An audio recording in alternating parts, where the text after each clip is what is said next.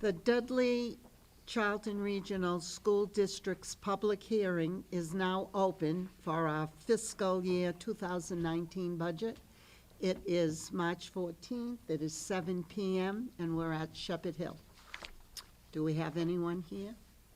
Greg, do you want to start it first before?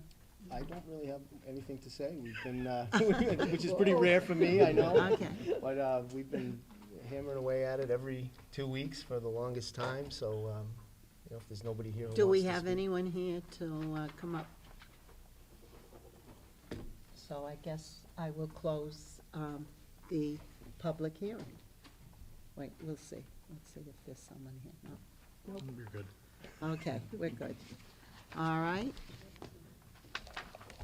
So now, the meeting of the Dudley-Charlton Regional School Committee is now in session. It is Wednesday, March 14th, 2018. It is 7:01. We're at the Shepherd Hill Regional Library.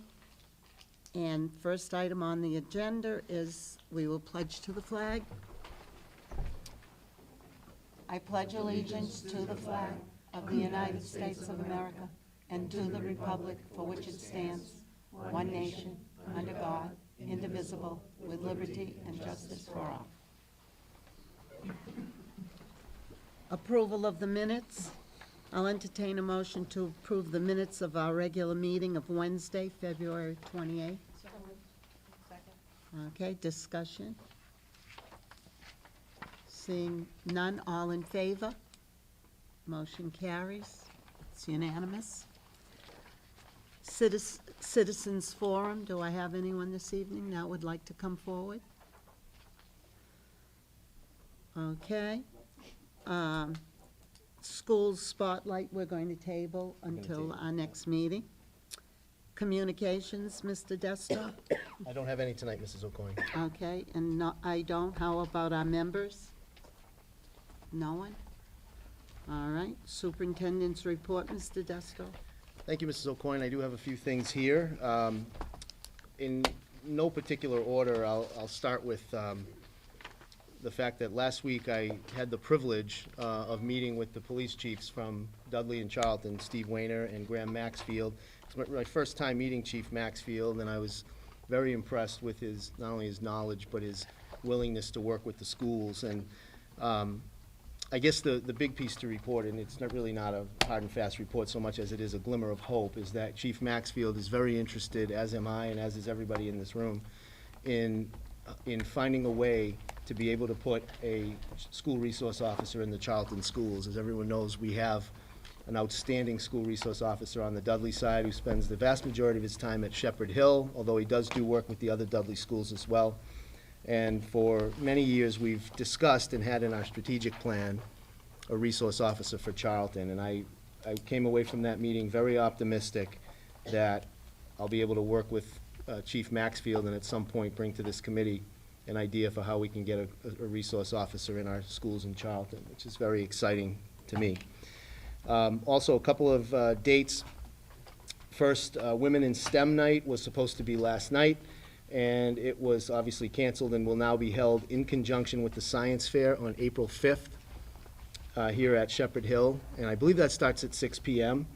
So again, Women in STEM Night will be with the Science Fair on April 5th. Also very important, preschool and kindergarten registration. We're continuing to try to do that better and better every year and become more and more efficient. And so this year we're going to try something new, and it's going to be held in the Shepherd Hill Library, right here where we sit. It'll be next Tuesday and Thursday, and there will be two sessions, a 3 to 5 and a 6 to 8. So we've been putting out on social media every day, and letters have gone out to those who were on the census at that age group. But again, preschool and kindergarten registration next Tuesday and Thursday here at Shepherd Hill. Interesting item for the school committee might be that we, well, not we, but the Dudley Board of Selectmen, led by Town Administrator Greg Balyakonis, have secured a meeting with a representative from the State Auditor's Office, and that is also on April 5th. It's at 1 p.m. at the Dudley Town Hall, and representatives of both towns have been invited to that meeting. It's not just a Dudley meeting, so if any school committee member wishes to attend, just please reach out to me and let me know. Again, April 5th, meeting with the state auditor. And that's, the purpose of that meeting is to discuss long-term, ideas that would help long-term with funding. As everybody on this committee is aware, Auditor Bump came out with a report on funding regional districts. And so with that as a jumping off point, we're going to try to work together with her office. A couple of positive pieces of news. The first is that, just to give you a follow-up on the girls' track team, we all know that for, I believe, the first time ever, the girls' track team qualified for the Nationals, which was in New York last weekend. And it was our 4x200 relay team. They qualified for 2 events, finished 5th in one event, 5th in the nation in one event, and 12th in the other. And I happened to notice a number of other districts, Shrewsbury, Wachusett, a few others, who were also qualified, at least some of their kids, and looked at where they were finishing.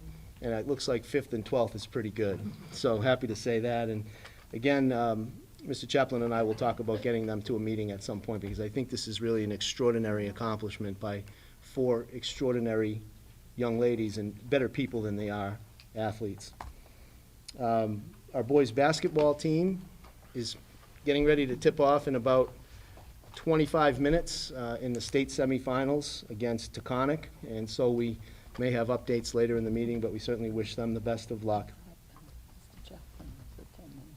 He was going to change his mind. And so the budget was so important to Mr. Chaplin that he decided to make sure his 2 assistants were there instead of him tonight.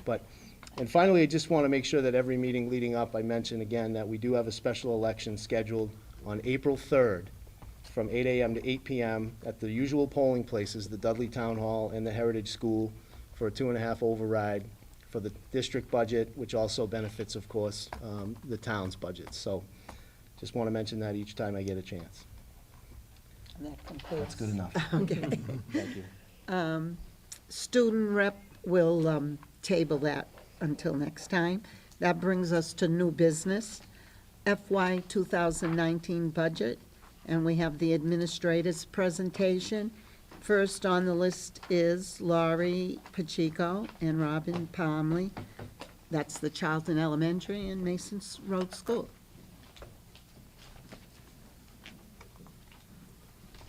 Good evening. Good evening. Thank you for having us. It doesn't get any easier on year 12 than it was on year 1. Still is a very nerve-wracking thing.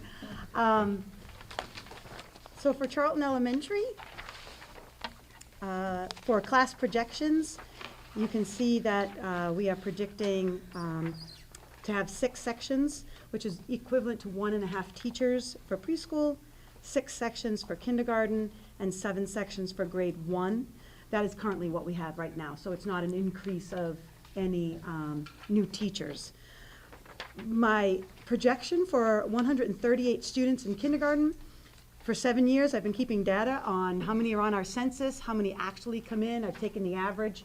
That's how I've arrived at that number. Unfortunately, that number, the last few years that I've done it, has still been low. And so our class sizes in kindergarten have been high, but one of these days that those numbers are going to be right based upon the data. So I'm hopeful it's this year. We have 2 staffing requests on the Charlton side with Mrs. Pastore and I, an adjustment counselor. That position would be shared between both schools, half-time at each, and they would support the emotional and behavioral needs of just all the students that are coming in with those issues. And also a half-time technology teacher. Currently, Charlton Elementary School does not have a technology teacher of their own, so we have health teachers and gym teachers, and we share, Mrs. Pastore generously has her technology teacher come up for a day, so it would be nice to have a technology teacher at Charlton Elementary. And as far as large purchases or initiatives, I'm asking for a larger amount in our textbook account than I normally would, and that is to support the K-2 curriculum that we are hoping to start in kindergarten next year. It's a new curriculum, and it's not a boxed curriculum, so we need to buy the supplies that support it, the books that support it, and so that's what that money is for.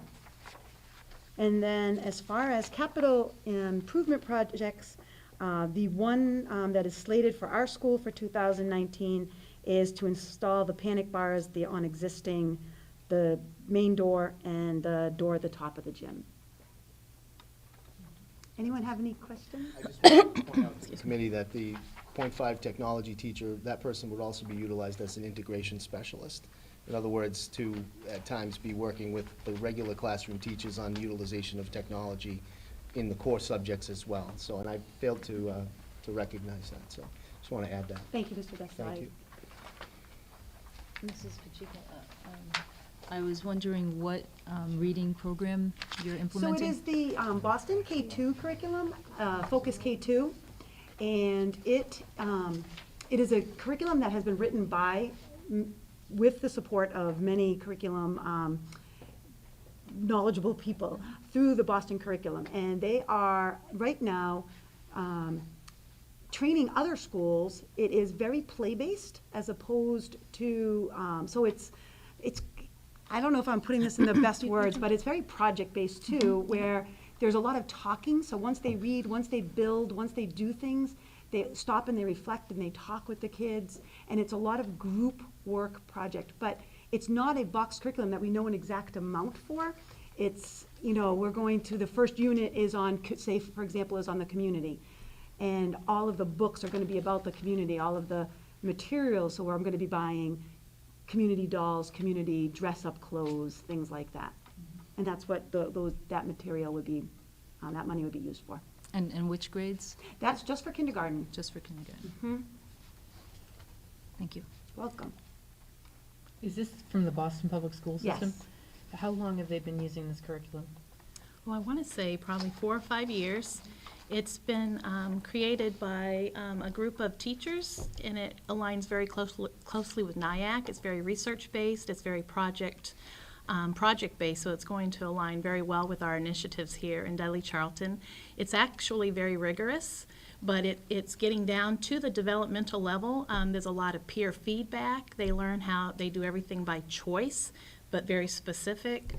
I am familiar with the program, and it is amazing to walk into the room and listen to the children because they really ramp up their critical thinking skills, their problem-solving skills, and the vocabulary. The Tier 2 and Tier 3 vocabulary is off the charts. So just as an example, one of our classrooms who were piloting this year, you know, they were doing animal habitats, and they had the owl pellets. So when we walked in, I was like, okay, but do they really know? And I tell you what, they used all the vocabulary and they owned it. They really owned their learning. It's a very exciting program to engage in. Great.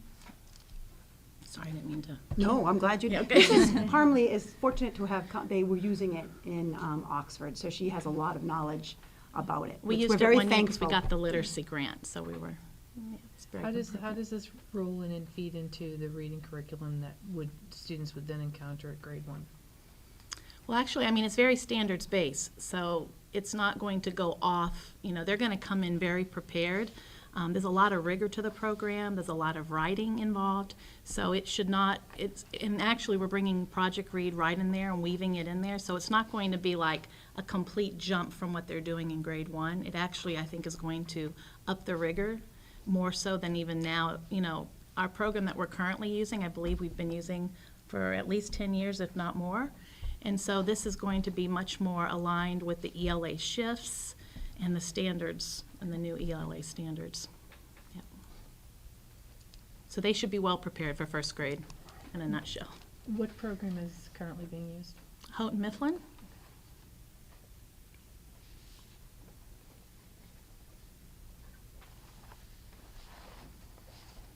Any other questions? Thank you. Just one more, Mrs. O'Coin, if I could. The adjustment counselor position, do we have any data around other districts using this position at that young age group, with that young age group? Do we know of any other districts that use, I've long been an advocate for the adjustment counselor positions, but this young of a group, I didn't know if that's been done I'm routinely. aware not of any data associated with the success of it or anything to that nature, but I am aware that almost all of our neighbors have adjustment counselors at the lower grades. Okay. Yeah. Yeah, it's a model that's really caught on because as you know, Mr. Petruzak, it kind of combines guidance and social work all in one, and sometimes, a lot of times, what we see in school is an extension of what the children experience outside of school, and so this No person question. is expert in being able to wrap the two together, Okay, so. thank you. Thank you. Any other questions? Nick? Mrs. Pacheco, I want to make sure I'm on the right school. You have, under guidance and psychology, an amount for testing. Is that to acquire? So yes, all the standardized tests that we have to purchase for all, whether it be any kind of testing that we use for special needs services, for IEP services, would come out of that line item. Okay. Just, and this is just informational.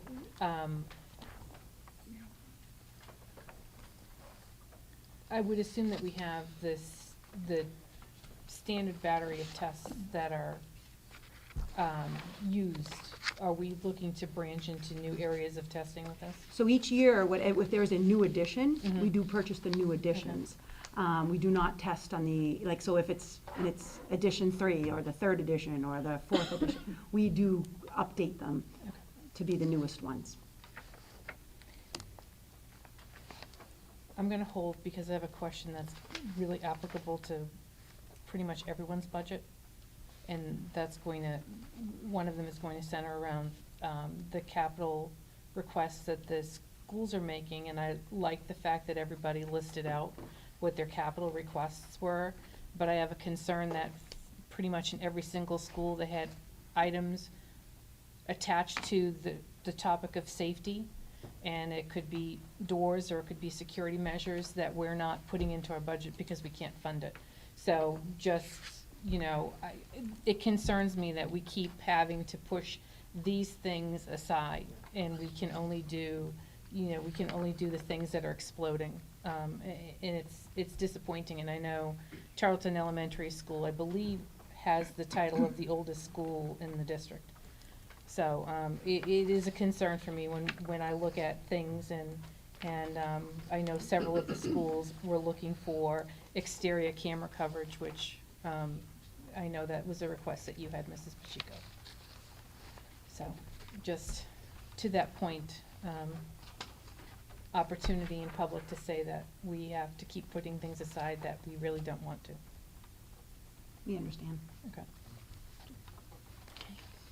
All right. Any more questions? Or I can jump in there. All right. I'm going for it. So as we look at our class size projections, I was looking at patterns and trends from the last 5 years. And for our pre-K, we're looking at 60 students coming in. So 4 sections, which we have currently. Normally, there are 15 kids in each class, in each section, and it caps at that point. But we also have students who are part of our sub-separate who also are integrated into that and bounce in and out. And so we did include those children in that number, of course, because they're part of our Mason Road family. Also kindergarten, we have 121. Again, we're looking at trends and patterns. And so we believe it's going to be right up there, very similar to what we have this year. And as far as for grade 1, right now we currently have 124 in all of our K classrooms but 1. So it's a pretty good estimation that we may have 5 or 6 transfers in, so we're just preparing for that. So those are our sections. Looking ahead, based on those enrollments and a recommendation to have a 6th section of grade 1, that would come from a transfer from Dudley Elementary. It would not be a hire. And so that's what we're hoping to, in order to keep those numbers down to a more reasonable amount. For our staffing requests, having a .5 technology teacher, right now we share our technology teacher with oh my gosh, my mind just went blank. Mrs. Seibel. Thank you, Mrs. Seibel, sorry. So we do share, and it's been wonderful. However, we would love to have that integration to where this person can go into the classroom, do some co-teaching, do some model lessons, be able to be more available to the students in a very different capacity. And so we're very excited, hoping that that goes through. And it also lines up very well with our technology initiatives here at Dudley-Charlton.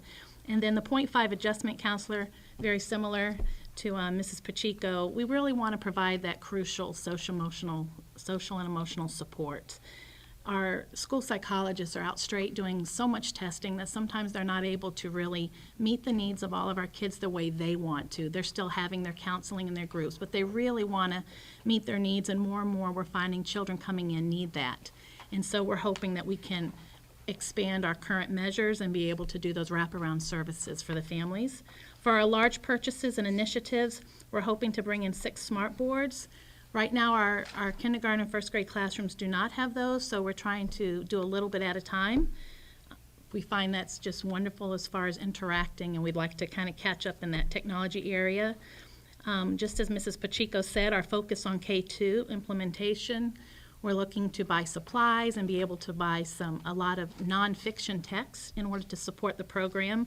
Again, this program really, it's going to engage our students in a very different capacity, and we're really looking forward to seeing how it takes off. And in that piece also for initiatives, hoping to do some STEAM stations around the school to expand the maker spaces that Mrs. Ayers and Mrs. Allen have set up in our schools, and also to continue our push for school climate. And let's see, we're going to skip right to the capital building improvements. We've got quite the wish list, but slotted for next year would be treating our stage curtain. It needs to be treated so it's flame retardant.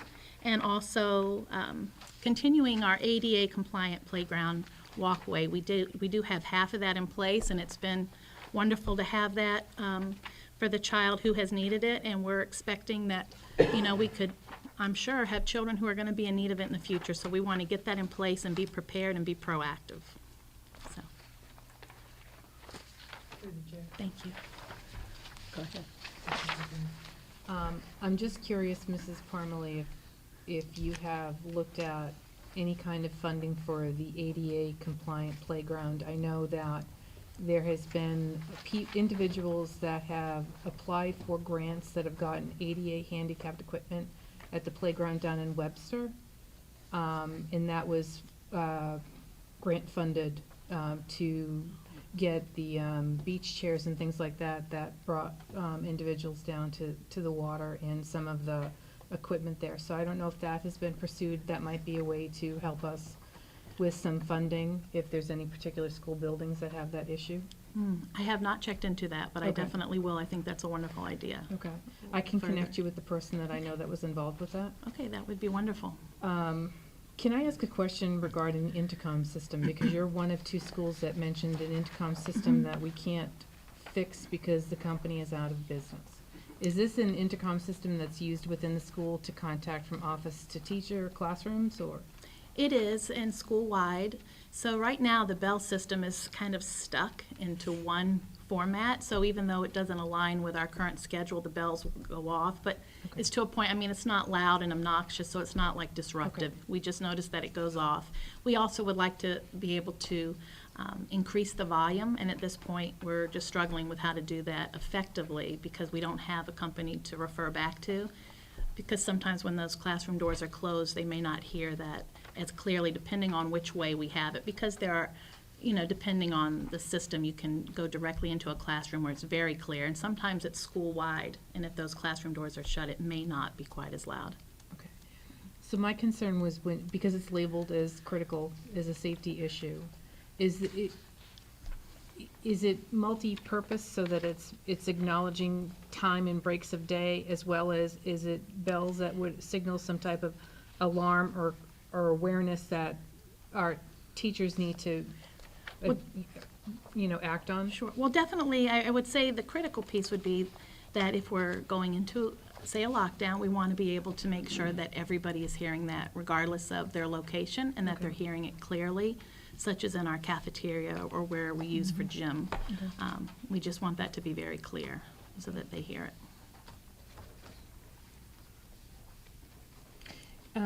Just one more, and I've actually have commented on this in the Budget and Finance Subcommittee meeting. I, for one, am uncomfortable with the kindergarten class size numbers, and I think Mrs. Pacheco validated my statement is that as much as we plan, it seems to be a very popular grade for students to come in, and there are kids that are out there that might not be in the pipeline through any kind of early learning center or whatever. They've just been, in their home environment, and we always seem to get sideswiped. And starting with 24 in a kindergarten grade makes me very nervous. And I think it's something that we really need to look at. And I don't know what would be required in order to make those numbers more manageable, but it is, in looking at pretty much everyone's class sizes, it's the one place that really flags to me as a problem. But do we have an aid in We do, that? that's what I was just gonna say. Yeah. And to be fair, again, we're trying to give as good of an educated guess as we can, because there are many people who no longer fill out the census, so we're really going with trends and patterns. It may not be that high. I mean, we're gonna be ending the year with that. We did not start with that, but each one of those classrooms do have a full-time instructional assistant, so when you think of that, I mean, we're just so fortunate to have them because they're so highly skilled.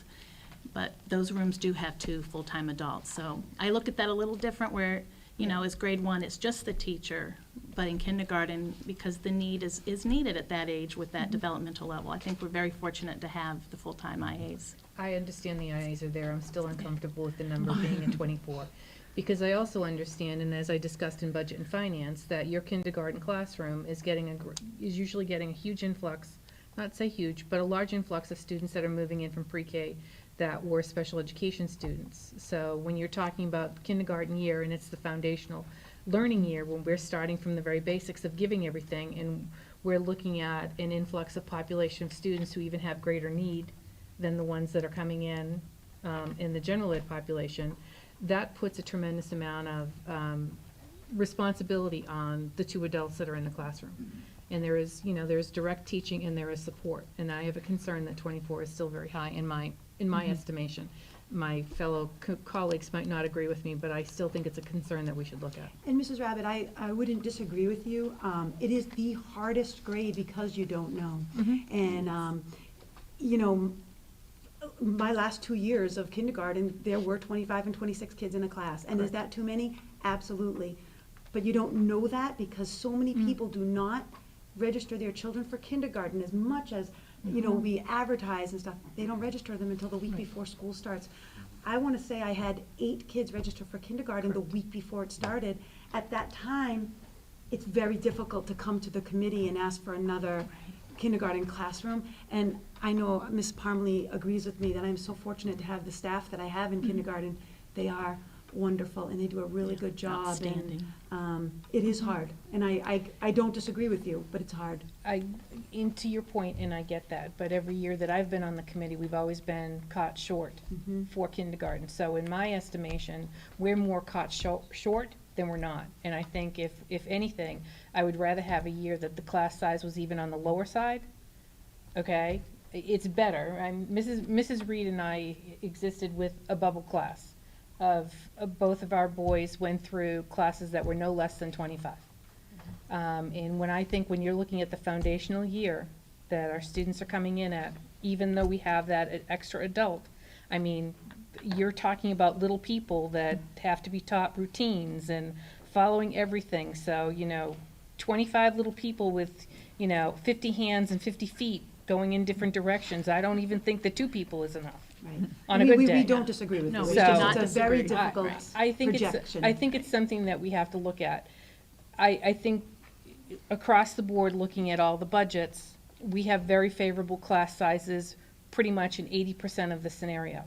But this is the scenario. If this was a grade that we had students that had skill sets that came in that we could turn around, this is a 4th, 5th grade or a 7th grade class, and we've got kids that can be independent, that's great. But when we have kids coming in that we have to think are a blank slate, that's a big class size, and I'm concerned.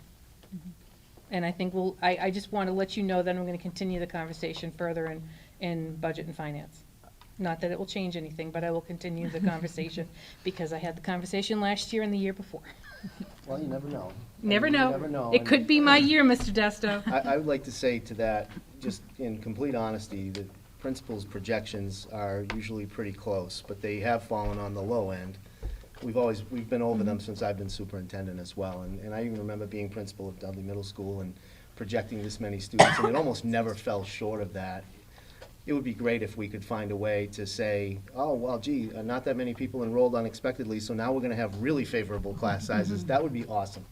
And, you know, maybe we can continue to dig deeper and try to look for that, for some way to do that. I don't have an idea tonight, but all the points that have been made about how important that grade level is are completely true. Mrs. Cavalli, you might appreciate this. I had just come from teaching in Worcester, and I was an assistant principal in Charlton Middle School, and the superintendent decided that for Teacher Appreciation Day, a bunch of us were gonna go down to the school and give the teachers a break and cover their classes for them.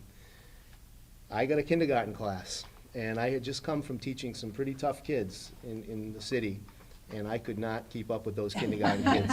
I was helpless. It is very challenging, and they are among the most skilled educators in the world. They truly are. They truly I always are. tell my kindergarten staff they should get paid double the first month of school, because that's how hard it is. They're really, really skilled. I mean, they're experts. In fact, in coaching young baseball players, I've often said to the coaches, what we need here is a teacher, because the teacher could take care of this. I think we've always stressed class size. I know it's always been my thing. The problem is if you put a new teacher in, it's with an assistant, that's over 100,000, easily over 100,000 for each school. So there's 200,000 right there. I think that's the biggest problem. I'm sure Yes. we're all for lowest class sizes in any grade.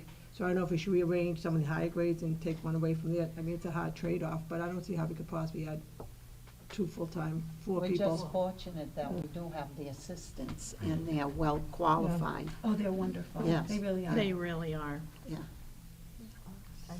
Go ahead, Stephanie. I think that maybe some way we can look at, you know, through the committee, maybe a contingency plan where we put together something that if for 1 year a class is too big, we've got a plan. So even though it's right before school starts, we'll have a plan on how to make kindergarten a little bit less, just something. And I know, like, if we talk about it in the subcommittee. I think we. And if you ever need a person to come and talk Right. and see it and help you with that plan, I'm happy to come. Right. Just to give you Just insight something, on what it's right. like to get it started and. And I mean, and like you said, sometimes these numbers are correct and they'll be lower. You know, we don't know, but with Catherine's comment, we can't put the budget there if we don't have the budget, but if we can just come up with a I little can plan. just tell you, way back when, we had 21 kids come to Mason Road for first grade that were not enrolled. We had to pull together 21 students showed up over the summer that we didn't know enough. This is years ago when the population started exploding. We had to pull together and make a class right then and We there. We did. had to. It's 21 people. We had no idea we're coming. So 1 or 2 is not so bad. That makes it look good. And that's difficult too, Yeah. you rather see it coming than do it, Right, we because had to do then like the first. parents weren't that happy because their kids were in a certain class and they wanted that certain You had to teacher. rearrange people. So it's good to come up with a plan, like Stephanie said, before school starts. Yeah. We'll just look at it a little bit Right, further. yeah. Right. So what happens. We definitely Based on the appreciate way your that we're having support. it Now, I would make your projections in 5 years from now a lot bigger. Well, on that note. Thank you. Thank you. Thank you. I'm serious. No. Hospitals are gonna turn around and report. Okay, Kathleen Pastori and Diane Seibel. And that's the Heritage and Dudley Elementary.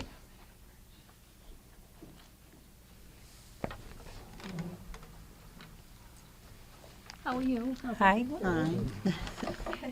I did want to say before I start that to address the concerns that Mrs. Rabbit had about safety, I wasn't sure if the school committee, if everyone knew that now the elementary schools are all equipped with the door locks that go right into the floor. So they're almost impenetrable once we had, so that was a piece that was put in at all the elementary schools this year, has been a very nice addition. So. We were able to do that with a grant from our liability insurer, Maya. So I'll go ahead, and actually I don't have too many additional things that you haven't already heard. I'll start with the class size. Last year, we did have a large group of fourth graders at about 180 students. So Mr. Packard graciously shared a fabulous teacher for a year. And this year, our numbers will be down roughly about 30. So that teacher will not lose her position. She will be headed back to Charlton Middle School, and we really want to hold tightly onto her, but she will be heading back to Charlton Middle because our numbers are down. So we will be at 7 sections across the board in grades 2 through 4 next year at Heritage School with very nice ratios at this point. Again, this is based on the students we have now, and we always know that we will have additional students that transfer into the district over the summer. But as it looks right now, our ratios are 22 and under in all 3 grade levels. The only staffing requests that we have for Heritage School are, again, those half positions to be shared with Charlton Elementary, the technology integration specialist who will help to infuse technology throughout the curriculum, and the adjustment counselor. For large purchases, we are just looking to replace.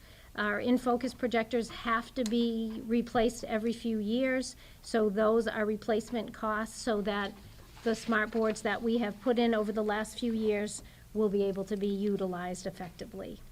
And for capital projects at Heritage School, that is a propane tank that by law we have to relocate, and the handicapped ramp that is outside of Mrs. Detarando's room in the front of the school is in need of repair. It's crumbling and it really needs to be improved upon. So those are our 2 big capital improvement projects at Heritage School for this year. Anybody have any questions or? Would it be possible to touch base with Baypath and see if they would be able to do some work on the handicap ramp? Thank you, Mrs. Antoff, that's a great idea. Question, when we're looking at the line items for the budget, when we're looking at technology and software, are those cost increases that were included in Mr. D'Arcangelo's presentation at the last meeting?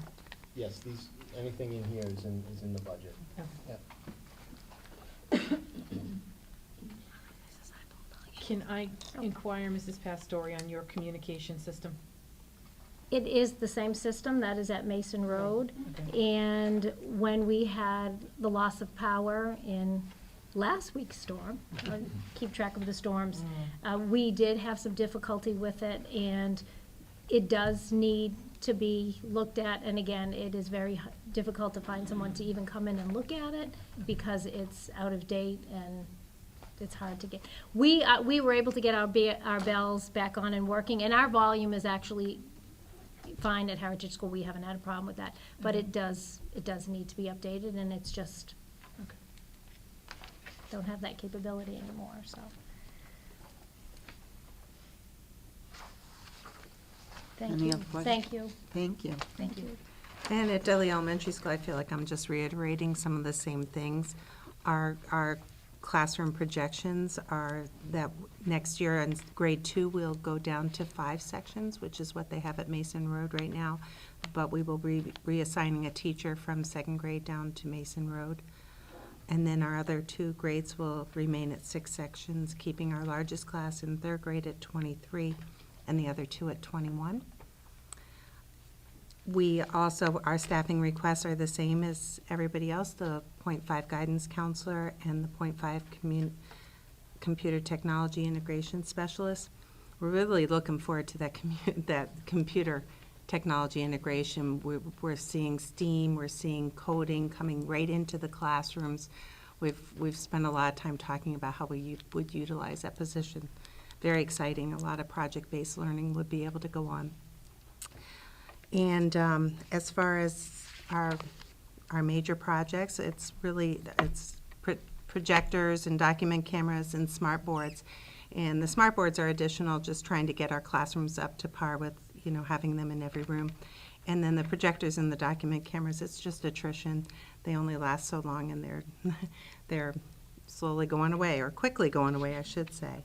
Our capital improvement is for 6 interior doors to be replaced and security cameras to be replaced. I did want to comment, I think I can explain a little bit the question that you had about the guidance in psychology, only because I happen to have been there.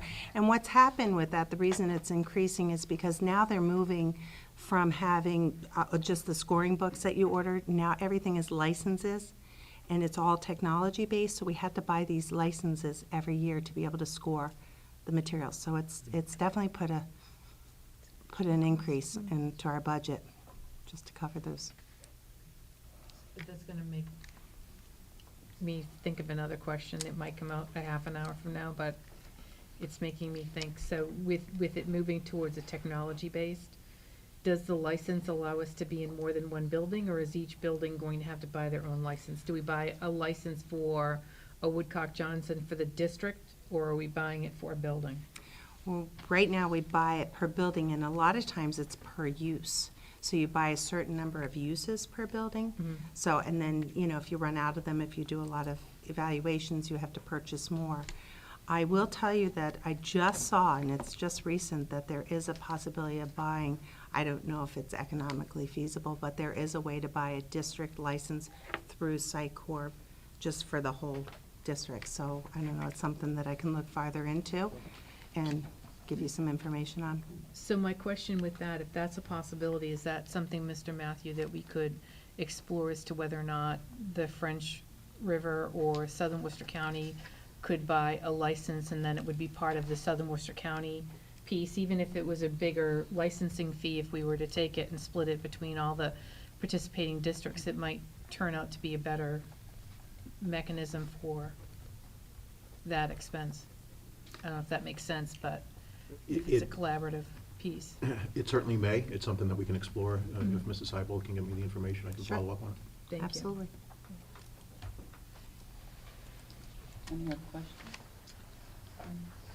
One question about your intercom system. I know that it's Oh. not a priority per se, because it's not in the 2019 budget, but can you hear on yours? I know It that you is say the antiquated, the bells. same thing. We have these bells that just kind of go off arbitrarily throughout the day, and, you know, we just kind of ignore them. However, one thing I will say is that our phones, we are able to go through the intercom system through all of our phones. So a lot of times I just bypass the intercom system and just use my phone and hit the pager, which will go throughout the school. So as far as the bells are concerned, we do have one that actually rings at the right time, and the rest of them are just, okay, somebody's out of line, sure, we don't know. Just a funny story about the intercom system. One day, I happened to be at Dudley Elementary. Diane was nice enough to let me do the Pledge of Allegiance. I think it was the Pledge of Allegiance. And they're not used to hearing a male voice on the intercom. So after that, we were walking around some of the classrooms, and a little boy came up, and he was like in awe, and he said, "Are you the one that was that I heard on the intercom?" And I said, "Yes." I said, "How did you know?" And he said, "Well, 'cause you're a guy." And that was it. I thought I had done something special, but apparently not. They are beautiful. Anyone else? Thank you. Thank you. Thank you so much. Thank you.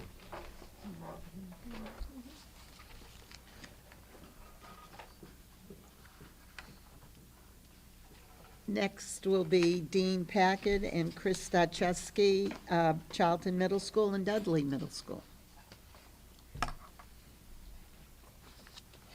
Oops, you had another question? I thought of a question. Oh. I knew it in the delayed response. So here's my response, and this is actually in response to Mrs. Smolsky, who Go ahead. was here at our last meeting. She asked about returning library coordinators to the 4 elementary schools. And I'm interested in knowing what the cost would be to return part-time library coordinators to those 4 schools, just so that we can be providing that information and have it with us. You want me to tell you now? If you have it, sure. I can tell you what it was. Last year was approximately $40,000. For all 4 schools? Yes. Okay. Good evening, everybody, and thank you very much for the opportunity to speak to our 2019 budget presentation. Before I begin, I just want to let the committee know that after collaboration with my staff and Mr. Stachewski, we've come up with some great numbers here that I think that everybody's going to be happy to hear. Before I go into anything that we're really looking at, let's take a look at our enrollment for Upcoming for next year, projections for 2018, 2019, you will see that our enrollment is staying pretty stationary. We have 2 less students than we had the previous year, keeping our class size about where we really want it. We're looking at grade 5. We're projected to have 180 students coming in. Grade 6, 170. Grade 7, 162. And grade 8, 178, which is very consistent, giving us a class size of around 21.5 on an average. That's with 32 sections. We have 8 per grade level. So everything has stayed pretty status quo. If we look at our staffing requests for next year, I do not have any at this point in time that I'm going to present to the committee. We're happy with where we are at right now. Obviously, there are some things we'd like to tweak moving forward, but we can provide what we need to with the staff that we currently have. Large purchases, initiatives for our overall projections. I'm looking to add, for safety purposes, 2 exterior cameras on the back of our building. We do right now presently have one on the front. We can see everybody coming in. We'd like to be able to watch and monitor what takes place behind our buildings. Well, that's looking at the cost of approximately $3,500. In addition to that, we have the A-team, which I call Jimmy and his guys, who go on our roof 3 times a week and try to patch holes in order to stop the leaking that happens on our roof. They do a very good job, but they cannot quite find the next hole, unfortunately. And when we have a certain type of rain and a certain type of wind, we become the school of buckets. And those buckets do collect a lot of water. And it's amazing where they pop up, the lowest spot along the girders inside the roof. The next thing you know, we have to replace some things. But we know we're getting close to that point. Mr. Matthew and I have spoken about that, and right now we'll do our best to ensure that, we get to those as many as we can to take care of it. So, taking a quick look here on the back side here. We did have a few other items. Mrs. Rabbit, to your point about safety, it's very important that we listed some things that we're looking at. We're going to stay away from the carpeting at this point in time and just focus on those 2 areas, with the roof being primarily the biggest expense item that we have that we can project moving forward. Any questions? LED lighting on the exterior of the building. Yes. Could you explain what that is for?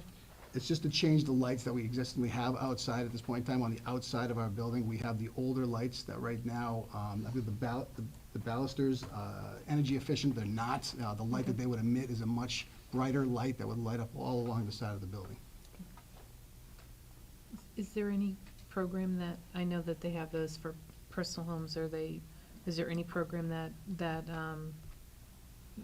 is business-oriented or public building-oriented that would handle the installation of LED lighting for energy efficiency? Yes, it's something that we can do the on-bill billing for, and it's a project that, we can do with no money out of pocket. We've done them at some of the other schools, and I think Charltonville is one of the last ones to need that upgrade. I would also just like to mention, if I could, our chiller is old, is 17 years old at this point in time, and it's in almost need of repair. I think we can get away without looking at it for next year, but that's going to be another ticket item that we're going to have to look at. In addition to that, we were fortunate enough to be able to put air conditioning in our IDF room on the 7th and 8th grade wing, which is allowing the servers and the switches to work for our Wi-Fi very well. On our 5th and 6th grade side, we do not have the capacity to do that yet. We'll be looking to get that done as soon as possible. But that there will preserve our internet connectivity and preserve the longevity of the switches in those rooms. And also we're looking at the air conditioning unit for our library, another big ticket item, but right now not into this year's budget. A question, is your school serving as any kind of emergency shelter for the town? It does. We Okay. do. And on Dudley, is there any school that's designated? Dudley Middle School. Dudley Middle, so both middle schools? Yes. Correct. I remember that was a problem with not having Wi-Fi being the emergency building. A couple of years ago, when we were talking about that. Yep. It currently works throughout the building. Right now, we don't have an issue with it. Okay. But we worry about it, that room overheating, which causes damage to the switches. So that's not put into the 2019 projection? That is correct. Okay. Mrs. Rabbit, we're hoping we might be able to do that within this year's budget, end of year. Okay. Okay, but, Okay. obviously, we'll see, but we're gonna try. Yeah, I don't know, that was Mr. the- Matthews not been really full of good news lately. No. That was the plan in September. We'll see what the plan, what that actually looks like in May. Yeah. I would like to just give a shout out, if I may, Mr. Stachewski just reminded me, just that we are fortunate enough to have a $30,000 grant over the next 2 years in Project Lead the Way for project-based learning to integrate that into our STEM program, so we're very happy to have that type of money. That we'll call it the gift money falling on us right now to be able to move forward and get that type of learning instituted right away, starting next year. That's great. Any other questions? Okay, Mr. Stachewski. Thank you, Ms. O'Coin. Thank you to the committee for hearing this presentation tonight and, in some cases, repeat information. Taking a look at the Dudley Middle School enrollment, next year we're projected to have an average class size of just shy of 21, holding relatively consistent. We've got a little bit of a blip right now in our 5th grade with lower enrollment over the historical numbers. Our current number is 118 in the 5th grade. We're anticipating 4th grade coming in next year at 127, bringing our total school population to 539, which is, we have a very large 8th grade class for Dudley Middle School at 171 currently. So we'll be dropping, 44 students in total next year. But that average class size of 20.7, just shy of 21, is pretty optimal for that middle level education. It's allowing us to really focus on some cooperative learning and collaboration in the classrooms really quite nicely. We don't have any additional staffing requests right now. Down the road, we anticipate to be asking for some. We currently have core content teachers delivering instruction in health and physical education to take care of class sizes in that area because of the staffing numbers. We do have a part-time librarian shared with Charlton Middle School, where we would love to get back to a 1.0. And again, this is down the road. And as we start to implement additional work in the areas of STEM, especially with this Project Lead the Way grant coming in, the potential for looking at how we deliver STEM and computer applications down the road might come to this table. But probably a couple years out before that specific one. Large purchases and initiatives, we really don't have very much coming down in terms of the way of increase. The biggest in the area of technology is a $10,000 increase in that line to help bring in additional purchases of smart boards, in particular in the math classrooms in 8th grade, as well as some additional Chromebooks to help us move towards a more paperless environment with G Suite and Google Classroom products. The smart boards coming into math will really allow our math teachers to deliver some math instruction in some modern ways. It will allow for the capture of notes and use of Smart Tools notebooks so they can share lessons, share examples with students, in some cases procedural step-by-step templates. It'll allow us to add some animations in to model and illustrate different mathematical concepts that the teachers are pretty excited about investigating. Currently, they're able to do that, but it's in a much more antiquated way. They're writing up on the board, they'll grab a screenshot with their phone or with the document camera, then they'll post that up to their website. But they can't get a continuous recording of their lesson, in particular in the upper level math classes. Having that as a tool is really helpful and beneficial towards the students. The increase in ELA, in textbooks, is about $76.50. The number 16,100 accounts for all the textbook purchases we're anticipating for next year.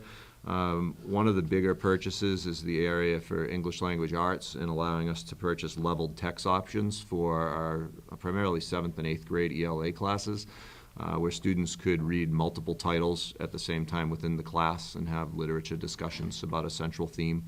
And then at Dudley Middle, our algebra textbooks are at the end of the line. Rebinding's not an option. Some are missing covers, some are missing back covers, some bindings are completely off.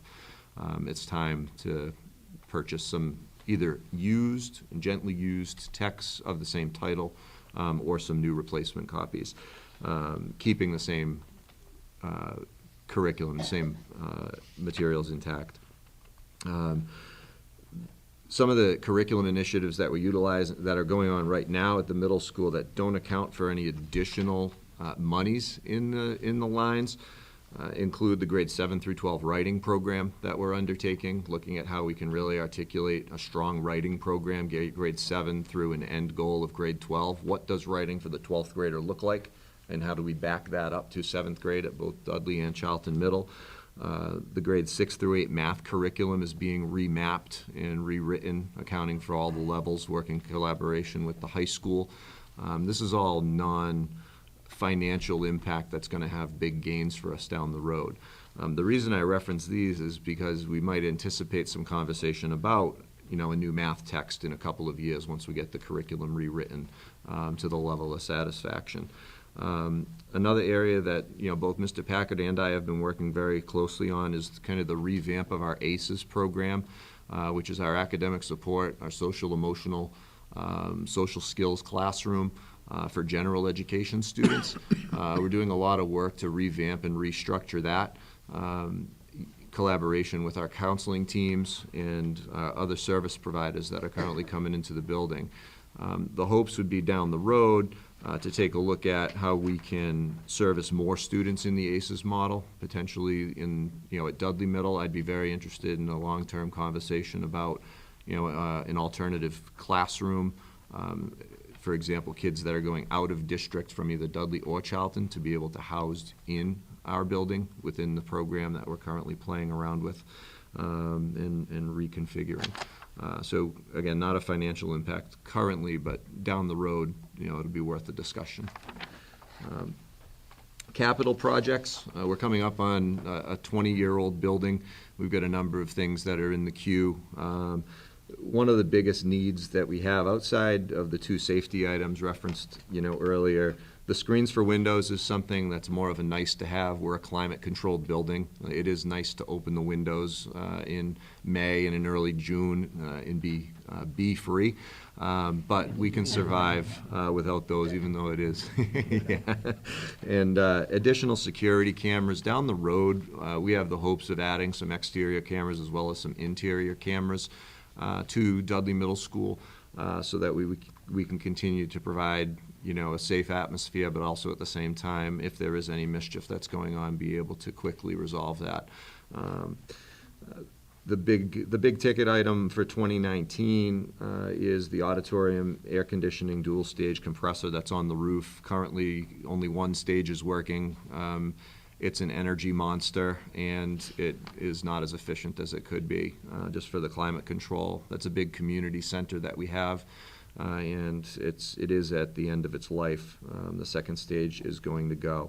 There are some other items on here that, you know, we really are, you know, kind of plugging holes in the dike with the expertise of our custodial staff, but we understand we don't have the type of capital monies to get everything where it needs to be. So that's about all I've got for you, if you have any questions. I have one question about the security cameras. I know that, Mr. Packard, you're looking at 3,500, and I'm not going to be able to pronounce your last name. I'm so sorry. It's okay. I can do your first name, but my question to you is, how many cameras do you have inside right now, and how many would you be looking to put in, and how many for the outside, and where? Like, yeah, outside we'd be looking to expand coverage to an unmonitored side of the building right now, as well as full coverage of the rear of the building. Currently, we have the main custodial exit. Yeah, so 2 exterior cameras. And interior, we'd be looking at 1, 2, 3, 4, 5 total interior cameras, 1 in the lobby area, 1 down by the gym, and 1 on each floor outside of the stairwells and bathrooms. do you not have any inside? We have no interior cameras. Okay, well, we do. No, we don't have no, that's all outside. That comes right in the main foyer when you come in. That projects right when you come in, right when you come in the front door. Right when you come in, that one right there. That is correct. That's all. the only one we have too? inside. That is correct. We were looking for 2 exterior to get better perimeter coverage. Okay. Especially we have I dumpsters in didn't the know. back, and we have loading docks in the back where people come all the time. Right. To be able to record who comes in and out. I didn't realize that we only had 1 inside CMS. No. Okay. It's on Alright, a 3 so to 5 that's- year list. Yeah, of things no, to slowly add. absolutely. I mean, just with what's going on in the world, you have to. Sure. All right. No, Thank you. I just had a question on the textbooks. Whenever we buy the new textbooks, are they also available online for the students?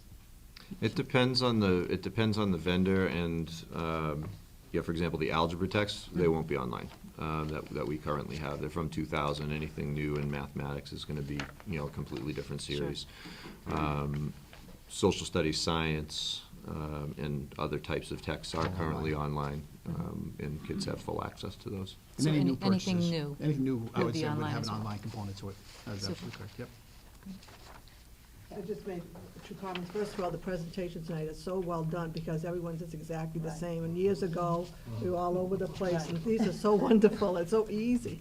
The second thing, I think it stresses the point of the importance of the override, when all these things we're putting on hold, we can't even touch them, and we're still looking for $2 million extra. So I think this stresses the fact how important that override is, so we can address these things that are so important, but they're not as important as other things. We have to prioritize, and sometimes we're not doing the right way, but these are, we haven't even heard from the high school yet. So we can imagine how much they need also, so it just stresses the fact of how much money we need. And down the line, we need new text, We need because if it's everything. 2,000, you just said the, Absolutely, from the that algebra is standpoint. bad. And, 2,000. Mr. Packard and Mr. Stashewski have been, very humble tonight, but we do have in the plans for middle school as well, that wasn't mentioned, a foreign language teacher at each building, because one of the great challenges that we've had, all the way back to when I was assistant principal, is being able to allow any kid who wants to take foreign language to give it a shot, which is what I would really love to be able to do. And we've got too many kids who want to explore and aren't able to. So, yeah, we've got a lot of needs, and Mrs. Cabral, your point is outstanding. Any other questions? Question. Both of you are carrying over the line item for reading teachers, but neither one of you are funded. So I'm just curious as to how students that are moving from the upper elementary level to middle school that are still having issues with reading are having those needs addressed. Reading has been transformed to literacy. Literacy is for 5th and 6th grade now, where literacy is working on basic skill development in reading, in ELA, as well as mathematics. And it uses a tiered intervention, so all students do get it at this point in time. So the children who are getting the interventions from the middle to lower to middle will receive that, but we will also have the literacy in a higher level project-based learning when we identify students who are above the basic need of skill development. So the reading as it was listed previously was changed last year. So my question, I'm gonna come back to this as far as how the line item is categorized. So we have identified positions as reading teachers at the elementary level, but we do not have reading teachers in the middle school. We're having literacy. Well, they're listed under the teacher line item. Right. Okay. Each building does still have two, what we call, reading, they call the class literacy now, but they're technically still reading teachers. I don't know, to be quite frank, I don't know what that line item that specifically says reading teacher and is left blank. I could see at Charlton Middle possibly where they went down one last year. We but had 3 last year. Yeah, Brought but it down to 2. the reading teachers, as we recall them, are in the teacher line item, the 2.7 million Weren't they at Dudley reading Middle. supervisors before? No, No, they were may have had that playing. at some point, but most recently, they were reading teachers, and they're primarily, I believe, doing 5th and 6th grade at That's this correct. point, or At you might have Charlton somebody Middle. doing some 7th grade. We're all the way through 8th grade, currently with kids being serviced by our reading teachers. We also have Title I services at Dudley Middle, where we are providing services to students in the areas of literacy and numeracy 5 through 8. There are 47 or so students receiving services in both, and about 20 to 22 receiving either just reading or just math. And at Charlton Middle? In 7th is and there- 8th grade, we have core teachers doing literacy, so they're picking up the pieces there for us. So we do have a consistent 5 to 8. But they're done with core teachers? Correct. Yep. They're 40-minute block in their program. Any other questions? Thank you. Very good. Thank you. Thank you. Appreciate your time. Good presentations, they're very Very easy to thorough. follow. Yeah. I said 2 million over it, I should have said 3 billion, correct the minutes. Went to the million. Mr. Chaplin? Shepherd Hill. Hello? Hello? The score is 35-32 at the half. We're Oh. down. We're back and forth, but we are a second-half team. We have them right All where we want them. That's right. We have it no other way. No other. We've never any other way. All right. Okay, here we are again, my second year being on this side of the table, so. Okay, so I gave you some of the projections based on October 1st and March 1st, some ups, some downs there. But the real work is in the following pages in terms of when I broke it down by department, in terms of each level of classes and where the class sizes are. In terms of AP classes, level 1 classes, level 2 classes. I didn't do it in a particular order, but it just ended up this way, that English really is a area where I'm going to be looking over the next couple of years or maneuvering around internally with no new money. They really need another teacher. The class sizes are getting high. As you can see, it's almost 50% of them are over 25 in a class. And normally you could get away with that, but English teachers in the crowd would say they got a lot of papers to correct. And that's high. You can attest to that. So we float around between, we go as low as in the science department. We try to keep our level 2 classes, that's why the distinction is 18 students and not 25 students in terms of the percentages. Really, English is the only one that stands out. You know, our science department, we try to keep class sizes low because of the labs. You really can't do a lab with over 22, 24 kids. But they do spike from time to time.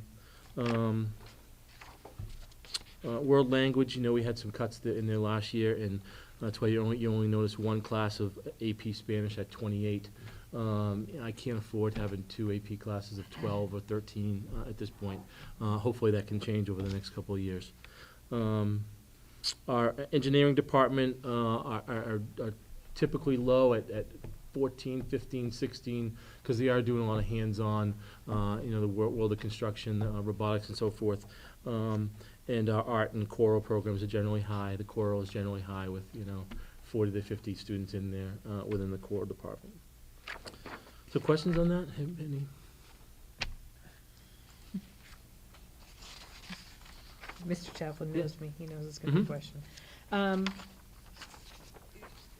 I was concerned about the level, and I'm glad that you broke that out by this, but if we're looking at the level 2 classes, which are generally your students that might, if you can explain that to me, because I'm looking at those numbers and I'm, again, focused on the English.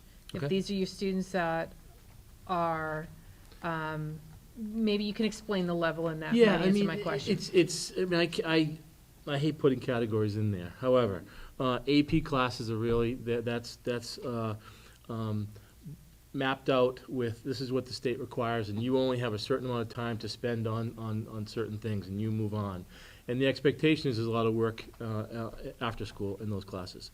The level 1 classes, the pace is you know, a little high. You know, and the students in there can manage that. The level 2 is really same curriculum, a tad slower. So a tad slower pace. And maybe some different styles and ways of kind of getting to the curriculum and the framework. Generally, we try to keep that, you know, at 18. And generally, there are. I mean, the 23 that you see in English right now is just numbers. We really need another teacher, really there.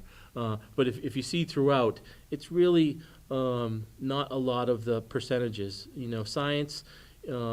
In a couple of the departments, they're really, history is really trying to move to unleveling everything, which would be wonderful.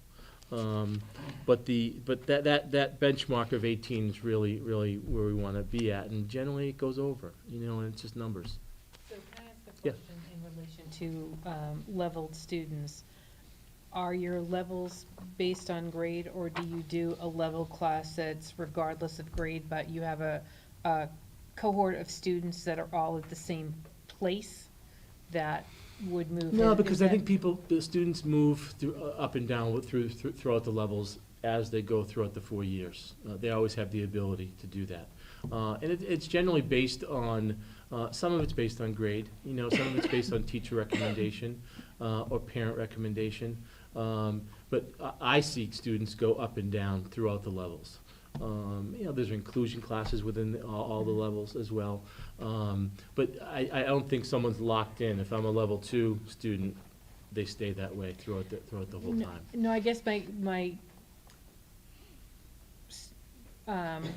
attempt to look to possibly find another alternative to solving a large class size is that instead of adding multiple teachers, if we added, if we had an ability to add a place where we could group students, lower class size, but group like students together to be at a curriculum at the same place, it might just be a different type of strategy. Yeah, I mean, I think we can look at that. I think, is that the purpose of these levels? Some of it is, I mean, we really do look at when freshmen come in here, because that's a really important year, okay, to build that foundation year. So that's something that we're always looking at, and how the transition is from middle school to high school. So I think that's something we can continue to explore, absolutely. Are these class sizes reflective of the various grades, or are there problem areas that are more grade specific? No, I mean, I think we generate kind of problem specifics. We had a big biology bubble last year when we transitioned. Next year, there's gonna be a big chemistry bubble, because just from the scheduling that we've done. But I don't think it's created. We do a good job at collaborating, and especially in math and English and so forth, and history. The history frameworks are changing. They're gonna be changing over the next couple of years, and there's a lot of talk right now in terms of requirements and 4-year requirements and graduation requirements. Our history department is in the thick of those discussions as a professional learning community with other schools as well. So I think we just kind of constantly look at it, and we look at where the numbers are. We're looking at the numbers now in terms of the 8th grade coming up, and school choice is always a factor as well in terms of where they fit and so forth. Because I have a good relationship with Dean and Chris in terms of looking at what the patterns are. With the literacy of the 7 through 12, we talk all the time. When someone's school choice is in, we lose some of that collaboration. We don't really know where those building blocks are, and if they come in the freshman year, we have to kind of evaluate that, and it takes a little bit of time on the first semester. So the easy answer is I think it evens out. I do, but we're constantly looking at, all right, how do I move a piece on the chessboard to make it a little bit better. In that same vein, do you have the AP numbers of how many sections of each, like English, math? Because those have gone way up since. Yeah, I mean, we had 524 kids take AP this past year. About I would say close to half of them got qualifying scores, and we really made a decision. Actually, before I got here, that decision was made that we wanted to get more kids exposed to AP work versus the qualifying score. Now it's kind of come full circle in terms of, because we do have a lot of kids that take it and get exposed to it, but might not want to take the exam or might not want to pay for the exam. So that dialogue's happening right now, but I'm a big believer in exposing kids, because the feedback we get from alumni that go off to college is, man, I am so far ahead than the kid that wasn't in AP biology, And I'm with you on that, I think they should be exposed. Yeah, I think they should be exposed to it. Do we make them taste the test if they don't want to? Now we do. Yeah, I thought. Now we do, yeah. I think that same concept holds true throughout the levels, if you want to call them that. I think we all believe that if a student and his or her family wants to challenge themselves, they should be able to.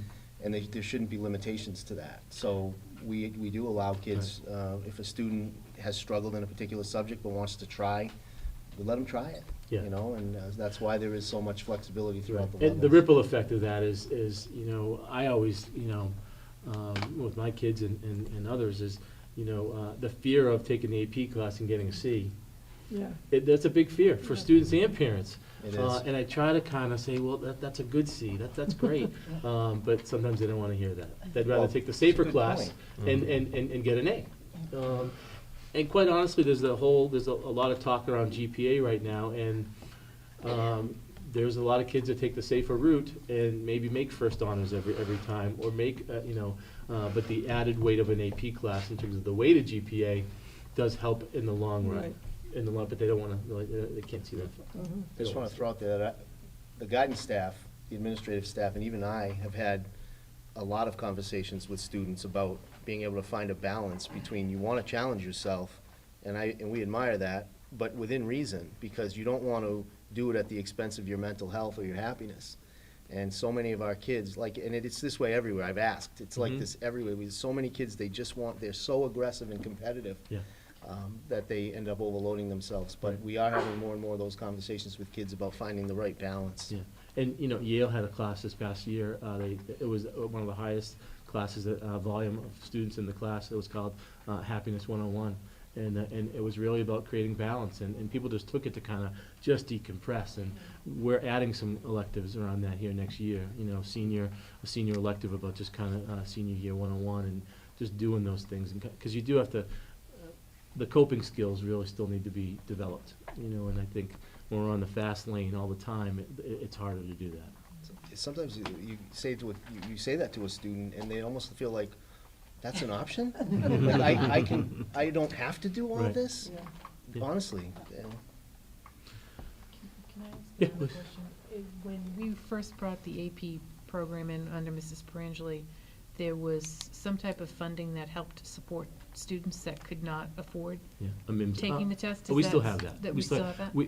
We were part of the MIMSI Okay. cohort, Right. and we're no longer, we were in it for 3 years, and Okay. then we no longer chose to, because we're still a part of, we can go to do other things with them, but we stopped being a formal member of that. The But funding we went always, away. I always kind of can find money to get a waiver for someone who can't. It's never a question of whether you can afford the AP exam. Mhm. We'll find a way for you to afford it.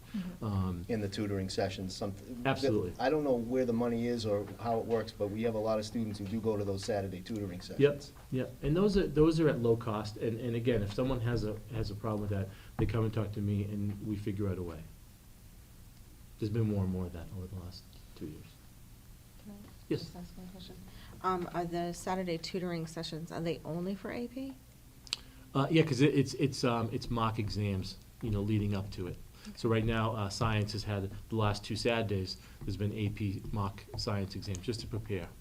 And then, be part of that program. right, and there's a separate one for SAT that we do weekly, leading up to SAT for juniors down the road. And there's a low cost for that.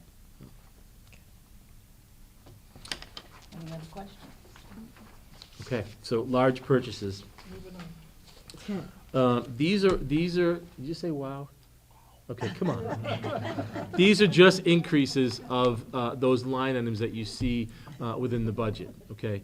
And I just kind of went through, our art supplies line item went up by $15,000 because we made an effort we've had ceramics in this building. We have a wonderful kiln upstairs. We're updating the ventilation system for that right now. But it wasn't getting used enough. It was only getting used for certain periods throughout the year. So my question was, because I was curious, why don't we have a ceramics class? So we talked about that. We're making that happen for next year, talking about balance in terms of I'd love to have an AP class and then go in and spin that wheel around and do what I have to do. So we've made an effort to have a full year ceramics class. And with that came some supplies. We had to buy a couple more wheels. We had to update the ventilation system. So that's the bump that you see within art there. The English department, for the last 2 or 3 years, they've been asking for some additional software called Red Ink. This year, I'm glad it remained, because it does allow for, the portal's called No Red Ink, I'm sorry. And they've been using the free version, but there's only so far you can go with that. So they're really looking forward to piloting that this year within our whole department, and then looking at how we can do that within both levels. And it's really a customized grammar instruction, really personalized learning throughout the writing and so forth. We're very excited that that's still in there. Hopefully it remains in there. The algebra textbooks, we did do an algebra textbook purchase this year. We have each department has a cycle of when textbooks are coming up. Unfortunately, it is, the cycle is about a decade to 12 years, 15 years. That particular algebra book was purchased in, I think, 2001. So it's time that we have to do that. Music had a bump for a couple reasons. This $10,000 is only 2 instruments, a marimba and a vibraphone, and they're about $4,000 or $5,000 each. And we have to do that. You know, I will say that our piano is on its absolute last leg in the auditorium. Becky Boussier has written a grant for $50,000 for a new one. I'm keeping my fingers crossed with that, because the tuner comes out and says, I really can't do anything with it anymore. It's probably 30 years old. We've gotten our money's worth out of it, but it's one of those things where it's going to go, and that's an important piece that we need. And they're $50,000 minimum, you know, and that's just because we're a school. You and I buying it would be $75,000. So that's in the works as well. You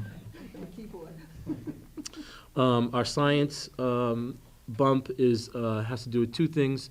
Project Lead the Way, we're in our 2nd year, very successful year this year in biomedical. Next year we're moving toward the 2nd course, which is Human Body Systems, as well as we're adding a zoology course. Which is going to really get us in line for veterinary medicine and so forth. We're working on doing some continued collaboration with Becker College and their Leicester campus, which is all veterinary and medical. So that we're really excited about that, those 2 things. But it comes with some costs, some textbooks and so forth.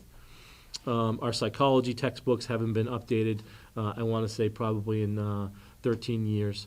They were in line. They never have a textbook in here in the last couple of years, and I had to get that one in here this year. Engineering, they're looking for another machine to add to their array of machines in there. I believe it's an embroidery machine to go along with their screen printing and so forth, which is really a low cost for that. It would really expand the offerings that we have there. And last but not least, our Strives and Lead program need new iPads, which is a low cost, you know, $5,250 there. So those are just the bumps that you'll see throughout the budget in the supplies or textbooks. You have the line by line.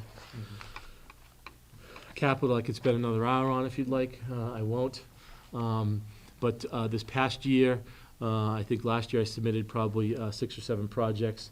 We did one, and it was the radios. We updated 10 radios in this building, as well as a repeater on the roof, collaborating with the Dudley Fire Department, because our radios weren't reaching out to the field. So now they do. Now we could probably reach Mason Road if we wanted to. We do want to kind of look at that, adding a few more, because right now we have 10 new ones and 10 old ones. So we do want to look at over the next couple of years of doing maybe another 5. So that was the project we did this year, not including the generator and so forth. This year I submitted probably 10 or 12 projects. The one that you see here, the girls' locker room, it's just getting 2 or 3 working showers in there. For whatever reason, over the years, people weren't using showers, people weren't using them, and it turned into a storage area. I cleaned it out probably twice this year, and it keeps getting filled up. So I need to get 2 working showers in there just to have, so people can use it. With that said, you know, there are many projects. I mean, you can look at the on-site study that we did. But there are, you know, if you just think about the generator, we had to rent a generator, we found some parts, we Band-Aided it. There are many things in this building that have been Band-Aided and put to next year, like Mrs. Rabbit was saying, and we hold our breath and cross our fingers to see if we can make another year. There's not many. Our have-to list is growing and growing, and we're 1 pipe away from breaking and a multi-million-dollar project happening in this building. You know, and when we do a good job, the MacGyvers that I have for custodians here do a great job. But there are things that are just leading up, you know, that we need to kind of, we need to get focused on and really can't come off the list. We have a tennis court that's not usable. Our tennis matches have to be away this year. We're gonna try to use Nichols after their season's over. But that's 25 years old, you know, and we gotta look at those things, and that's a $50,000 project. You know, our concession stand, you know, we put in for a roof this year, and our guys were gonna do it. We're just gonna buy the supplies, and you know, it didn't happen. Now, we have a plan, I hope, with, when we get approved for the roof, we can roll in some things that are on one of my project lists. But I don't want you to think there's only one thing on here that we're all set at Shepherd Hill. That's not the case. No, I think everybody up here is well. But it does bear repeating, and we need to be very clear that what Mr. Chaplin is really saying, and what this committee knows from the many years that we've all been working together, is that there are so many needs that, you know, they're all in the site study, and it didn't bear listing here.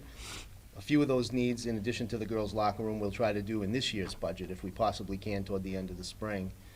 As Mr. Chaplin said, we have had conversations about if the MSBA accelerated repair is accepted, we can maybe roll some of the projects in with that debt, hopefully. Of course, that'll be a school committee decision, and hopefully we'll have those discussions.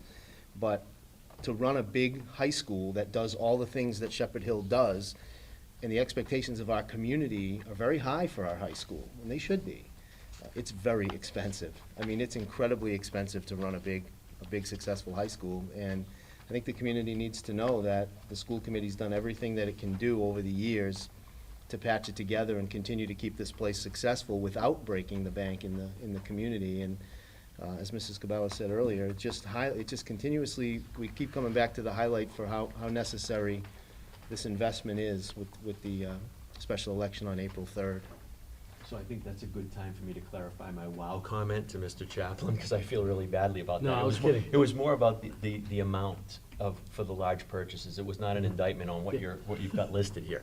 But I just think to piggyback on what you've been saying throughout the night, it just goes to show you. And if you come out on March 20th at 6 o'clock at Dudley Middle School for the open forum, that'd be a great chance to ask these kind of questions. Yeah, and we'll have this kind of information available, That's along with a lot of tremendous. other information, just so that people are, you know, clear. And we're not even talking about pushing forward with modernizing the way we educate kids. We're talking about the building. Yeah. You know, we're talking about the building, so. Yeah. The only thing I'll add, if you want me to, is today was the National Day of Walkout, and I have to report to everybody that it couldn't have gone more perfectly here. We did have a percentage of students that did make the choice to walk out. It was very controlled, orderly, safe. They exited the cafeteria doors and stayed right in the front there. I had 3 students who were really leaders throughout the whole process.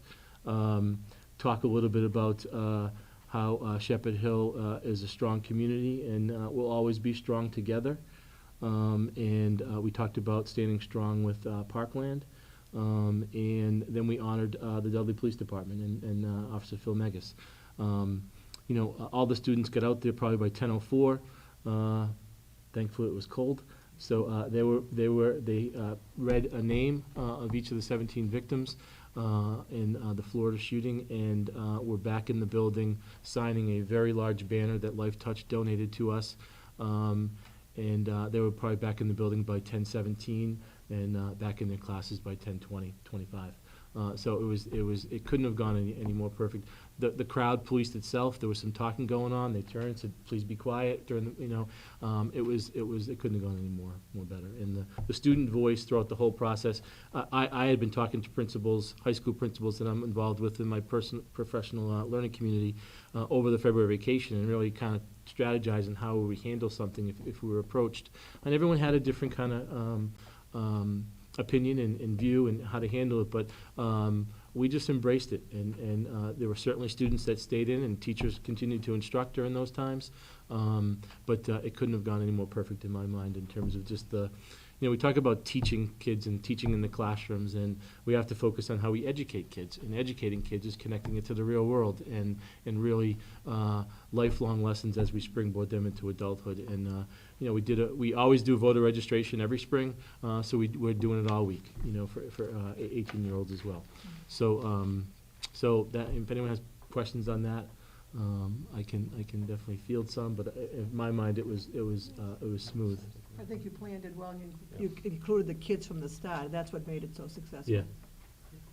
Yeah, I'll just add, I want to commend Mr. Chaplin, his administration, his staff, and the students, because right from the start, this was never about gun control or politics. This was about honoring victims, coming together as a community, and recognizing who we are. It was about honoring the Dudley Police and the first responders who work with us every day. And it was just about, it was the kind of learning that's kind of authentic. And to anybody who might think that there was 17 minutes of missed learning time in the classroom, this 17 minutes was a good learning experience for the students, and student-driven. I'm very proud of everybody involved. I was frankly concerned when I heard the news about this whole national thing. I said, oh no, we're going to get into a political shouting match here. And it was never that from the beginning with our students and staff, and I'm grateful for that.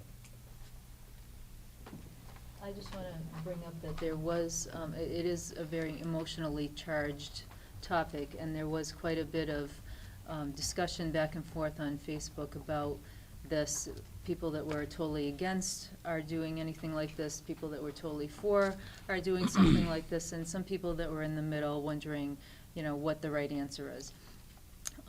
And I just want to say that I appreciate all of the work that you did to put this together, that everyone here did to put this together in such a meaningful way for the students and with the students to make it a learning experience for them.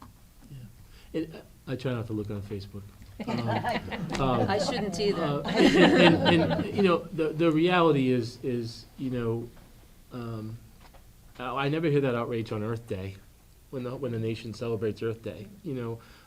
So it is a charged issue, but that's life. Life is messy sometimes, and we have to be able to kind of model. And I'll tell you, I'll echo what Mr. Desto said. Today, our students modeled for us the way it should be. And that was great to see. And thank you Yeah. for that. Sure. Thanks. Thank you so much. Thank you.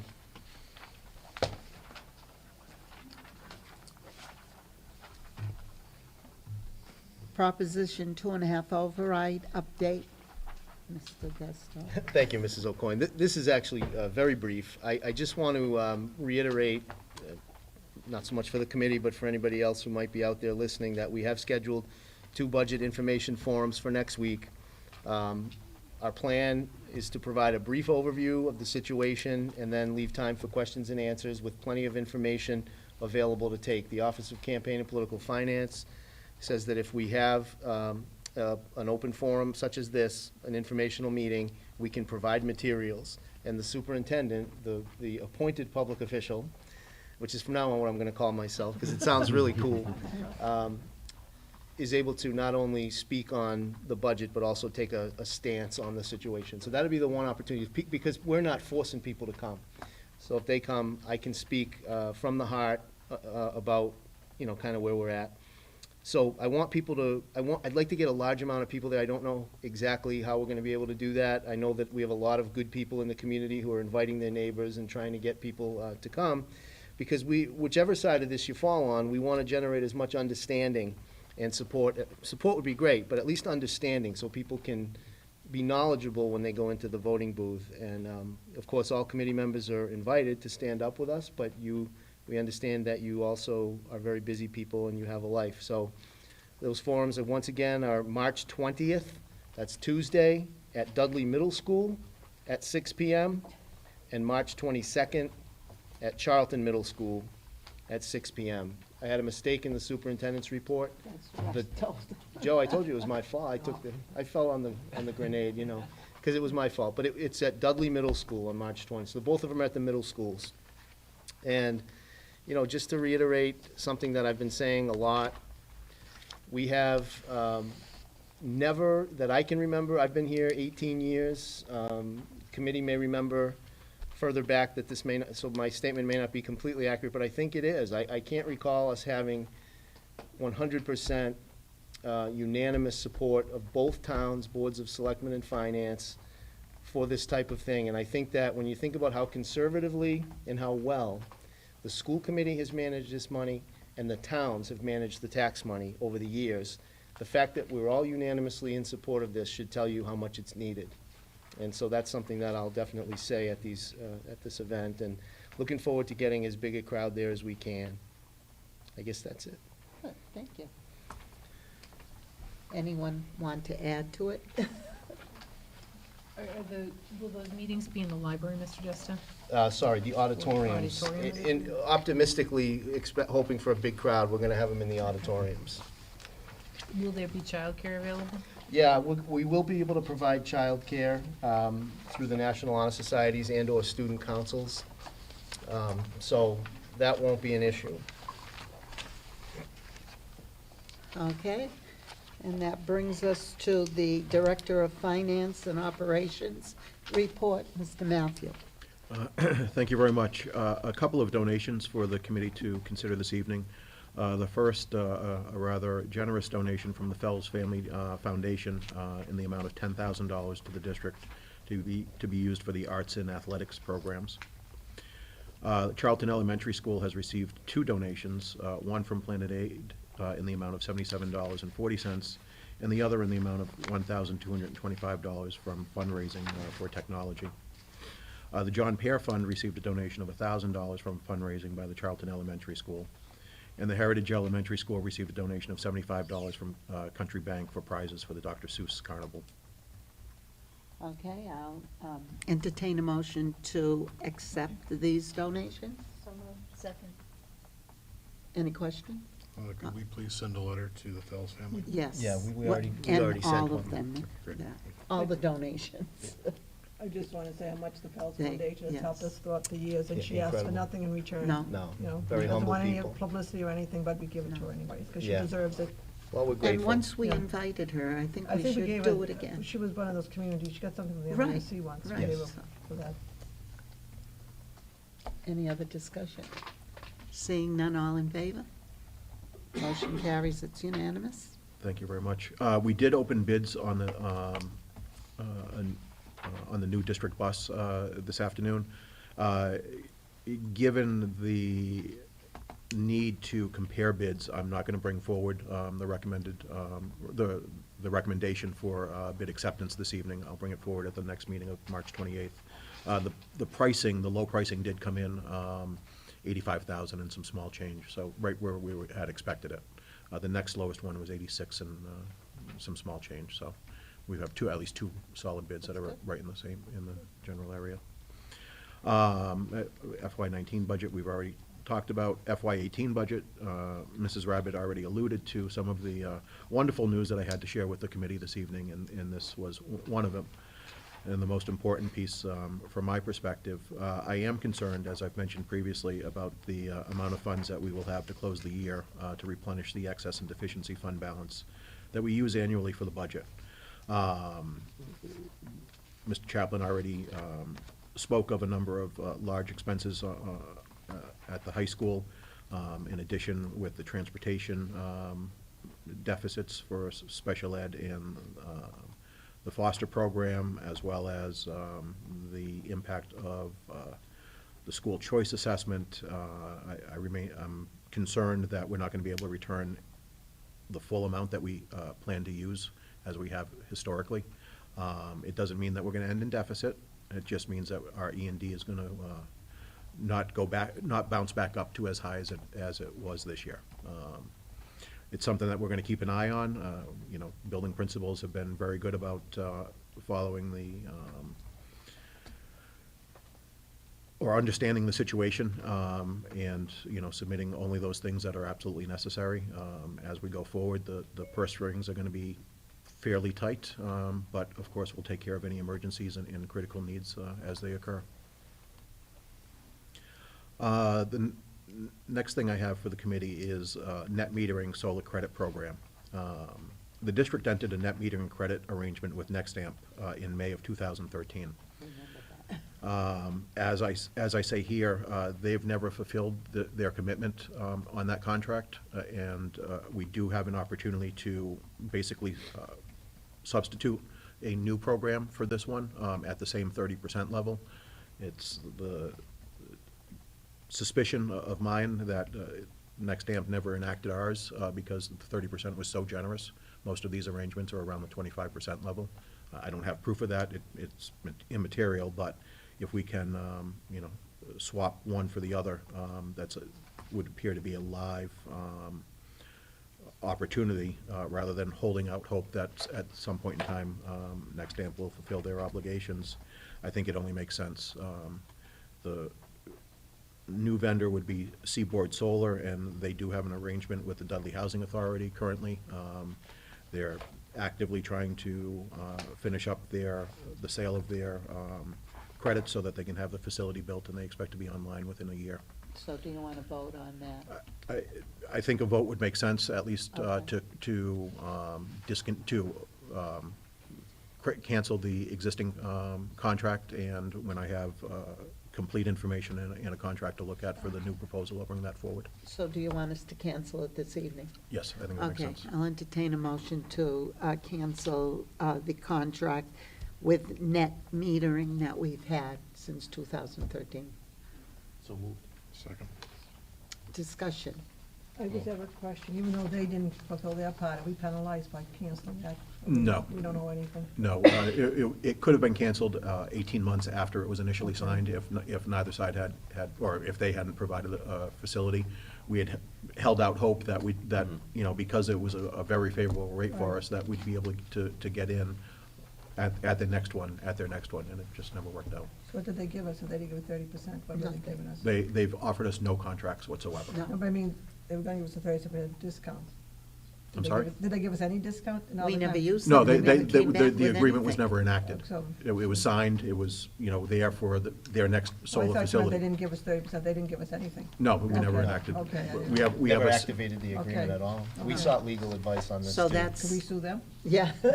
No, unfortunately. Yeah, Mr. Cosgrove felt the best thing to do is just Just get out. cancel it and move on with Move another on, one. move on. Yeah. Any other discussion? Seeing none, all in favor? Motion carries, it's unanimous. Thank you very much. And then the last piece of news for the committee, the driver's ed program. The 2013 Ford Focus is approaching 100,000 miles and is due to be replaced to maintain the current rotation schedule. Replacement vehicle would be a 2018 Ford Fusion. The cost would be less than $25,000. And as a matter of fact, with the quotes that we received, the cost would be $16,782, assuming that the $500 rebate will still be honored. That expense will be paid from the driver's ed revolving fund, which does have more than sufficient balance to cover this. Is that from Place Motor again? They are the low bid at this time, yeah. Do you need a motion? I Yes, to would approve the appreciate bid. it. Approve the Yeah. replacement vehicle with 2018 Ford Fusion.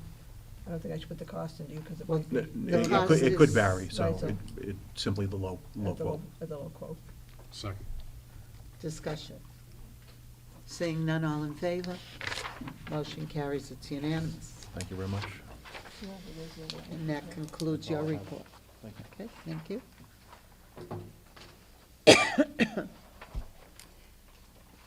Budget and Finance Subcommittee report, Stephanie?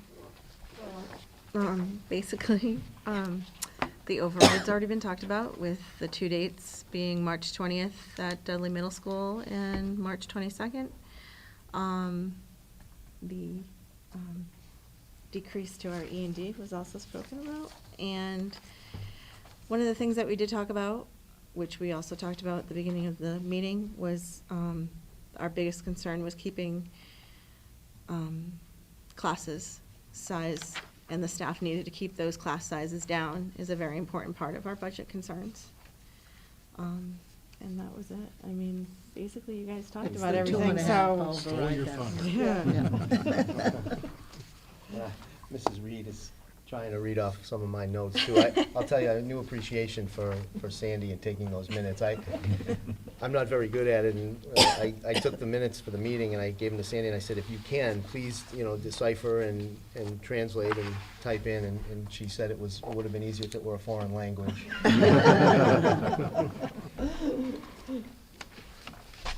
Any questions for Stephanie?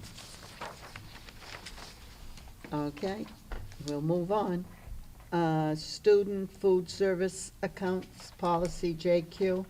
And simply, I had wanted it on the agenda because in our policy, we did mention alternative lunches. And if you didn't see the MASC letter, newsletter, I copied it for you, okay? You can pass all these around. And on this side, I'll take 3 of those.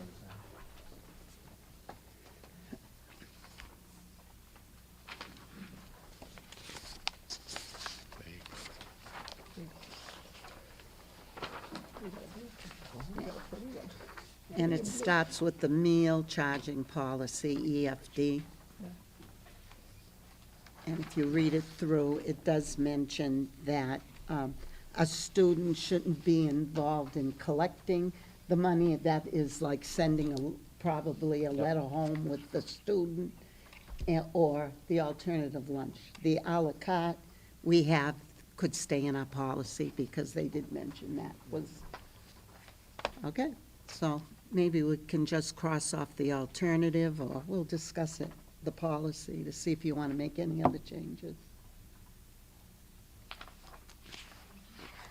And I guess everyone got this at home. Yeah, we got it. Should we do anything tonight about it, or?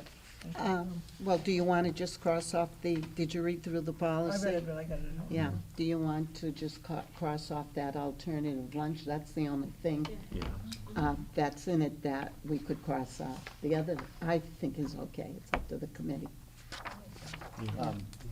So, yeah, I mean, my recommendation, I can take it back and bring back for the next meeting, Right. one that's in compliance with this new regulation Right. And I think one of the other things, we might just think about adding a very simple statement that says, letters will not be sent home with students, or something like Right, that. something like that. It does say the letters will be mailed or emailed to the parents, which kind of implies that, but it Yeah. doesn't say it specifically. Right, so. because it does say, it's up to the food service, but it should go through the superintendent or the business manager. So it really is just getting rid of that one sentence and then adding one Yeah. more, and that should be it. That should be it. And I can have that ready for the next meeting. With the committee's Everybody agree? permission, Okay. with the committee's permission, we'll make that change immediately and do away with the alternative lunch. Right. If everybody's okay with that. Everybody Why don't we agrees make to a motion that. to waive the policy, then we should waive it before you do it, so you have permission. If you're gonna waive it tomorrow, we shouldn't be vote tonight to waive it right now. Yes, that makes sense. So I'll make a motion, we waive the policy JQ. Any discussion? By waiving the policy, are we waiving it until we can meet again on the I 28th left with it the open updated because language? Left it we may open not have it ready because- for next yeah. time, so just leave it open till we get a new one, so. So should we specify that we're waiving it until the Waive next the date? policy JQ until a new policy's been adopted. How's that? That's good. Any other discussion? Seeing none, all in favor? Motion carries, it's unanimous. Okay.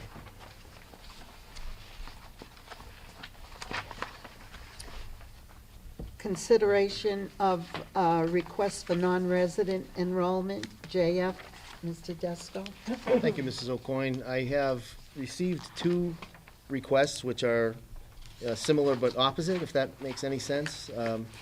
One Charlton family who has recently moved to Dudley requests to keep their child in school for the remainder of the year in Charlton, and vice versa. A Dudley family who will be closing on a home within a couple of weeks in Charlton would like to keep their child in Dudley. So there is no net gain or loss for the district, but yet we have to, just to keep it legal-like, we have to do that. So I recommend the committee's approval on both of those requests. Okay, I'll entertain a motion for approval on the request.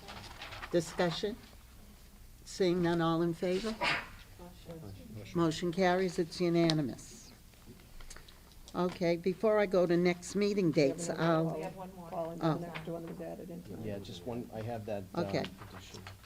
After the packet went out, we got a request for homeschooling, and it's. oh, I'm sorry. That's okay. So it was a Charlton family whose daughter is in grade 7, and for medical reasons, they're requesting to homeschool her for the remainder of this school year only, and then with the hope that she'll re-enroll in school next year. I recommend approval based on the plan and the circumstances. Okay, I'll entertain a motion for the approval of the additional homeschool request. So moved. Second. Discussion. Seeing none, all in favor? Motion carries, it's unanimous. Thank you. Okay, before the next meeting dates, I'll just move the approval of the warrant. And we do have warrants this evening to be signed, okay? Brings us to our next meeting dates. School committee meetings, Wednesday, March 28th, Charlton Middle School at 7 PM. Wednesday, April 11th, Shepherd Hill Regional High School at 7 PM. Budget and Finance Subcommittee, Tuesday, March 20th, and that's in the district office at 9 AM. Future agenda items, budget, MSBA update, strategic planning update, enrollment of employees' children's school choice, and what else would the committee want to add? I just want to bring up that the district show choir show is on April 11th Oh, at that's 7 right. PM. Oh, yeah. So I intend to be there, so And either I I don't won't blame be you. on, at that meeting, or I don't know if we can. Well, it's up to the committee. I have no problem moving it to, if we want to come Thursday evening or Tuesday. It's up to the committee, what they think. Do you want to move? I think we should move it, Okay. but we have to So check would- with the superintendent, are they Yeah. available on the 10th? I'm just checking. I think so. Just move it to the show choir. Yeah, that's what they talked about. Right, We all that's agree. right, It's exactly. loud. It's loud. in What there. time does the That- and show that's choir okay. I start? think it starts at 7. 7?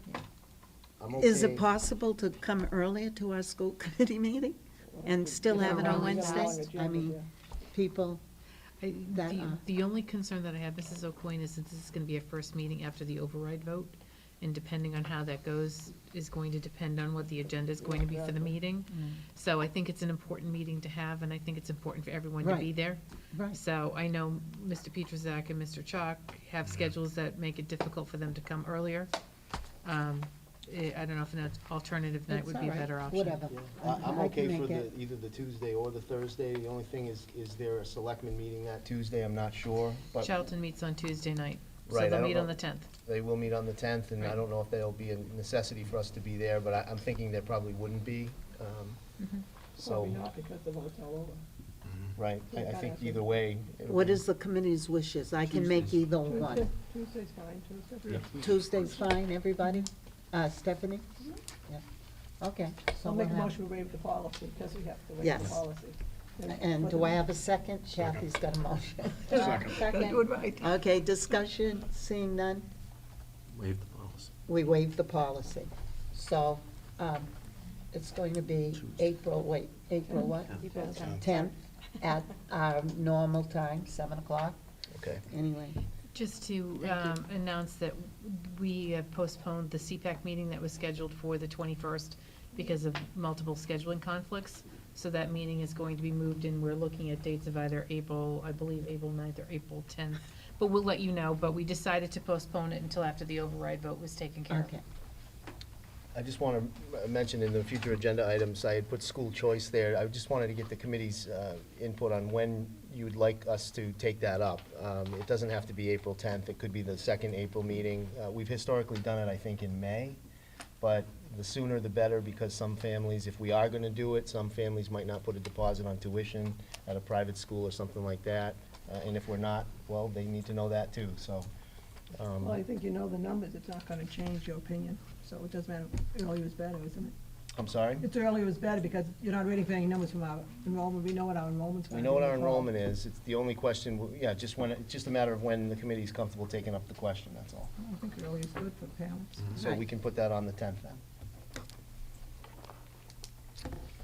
Okay. Everybody's okay with it then? How about any other additions to our agenda? The policy for the Yeah, lunch. the policy for lunch. Okay. Anything else? Informational, and I don't know where it's going to be at this point in time, but